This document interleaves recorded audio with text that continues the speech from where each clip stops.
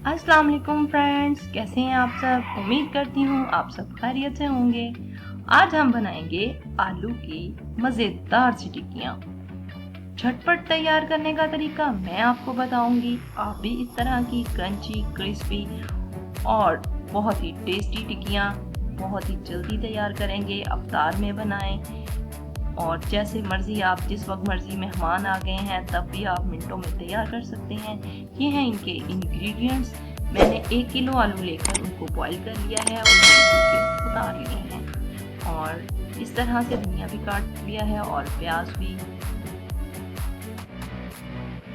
तरह से आलूओं को डालें और उनको मैश कर लें, बहुत ज़्यादा बारीक नहीं करें। और उसके बाद हम इसमें प्याज डालेंगे। आप किसी भी शेप में प्याज को कट कर सकते हैं।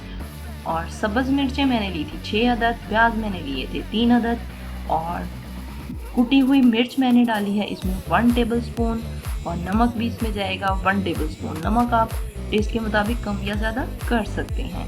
सुर्ख मिर्च भी इसमें 1 टेबल स्पून गई है और पिसा हुआ धनिया इसमें 1 टेबल स्पून।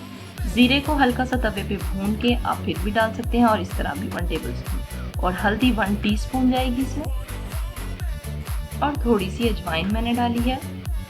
ये है पकौड़ा मसाला जिसका लिंक मैं डिस्क्रिप्शन में दे दूंगी। ये भी आप इसमें 1 टेबल स्पून डालें, टेस्ट बहुत ही अच्छा आएगा। और इसके बाद धनिया को मैंने धो के खुश्क कर लिया था। अब इसमें डालेंगे हम धनिया और ये है खुश्क मेथी। मेथी को मैंने धूप में सुखा लिया था काट कर। तो अब मैंने इसको मिक्स कर लिया है। ये हमारा मसाला तैयार हो चुका है। अब हम बैटर तैयार करेंगे जिसमें डिप करके हम टिक्कियों को फ्राई करेंगे। सबसे पहले मैंने लिया है एक छोटा सा कप बेसन का और इसमें मैं डालूंगी हल्दी तकरीबन 1/2 टीस्पून और उसके बाद नमक इसमें मुताबिक डालें और थोड़ा सा बेकिंग पाउडर भी डालें और इसको मिक्स करेंगे थोड़ा सा पानी डाल के। और एक अदद मैंने इसमें अंडा ऐड किया है। इससे टिक्कियाँ जुड़ेंगी नहीं और बहुत ही अच्छी बनेगी। हाथों को मैंने ऑयल से ग्रीस कर लिया है और इस तरह से मैंने टिक्कियाँ बना ली हैं और इनको मैं बैटर में डिप करती जाऊँगी और गर्म ऑयल में डालती जाऊँगी। तो बन के तैयार होंगी हमारी बहुत ही मज़ेदार सी और चटपटी क्रंची आलू की टिक्कियाँ। आप इन्हें चावलों के साथ भी बना सकते हैं और अफ्तारी में वैसे भी बना सकते हैं।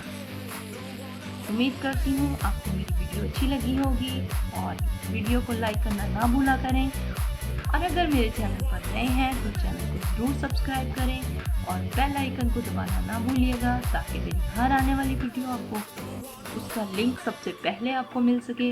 और ये इसको आप केचप के साथ भी खा सकते हैं और केचप की जो है रेसिपी वो मैं पहले आपको दे चुकी हूँ और इसका लिंक भी मैं डिस्क्रिप्शन में दे दूँगी।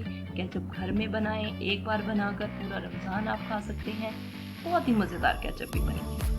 तो मिलेंगे अब नेक्स्ट वीडियो में, तब तक के लिए अल्लाह हाफिज़।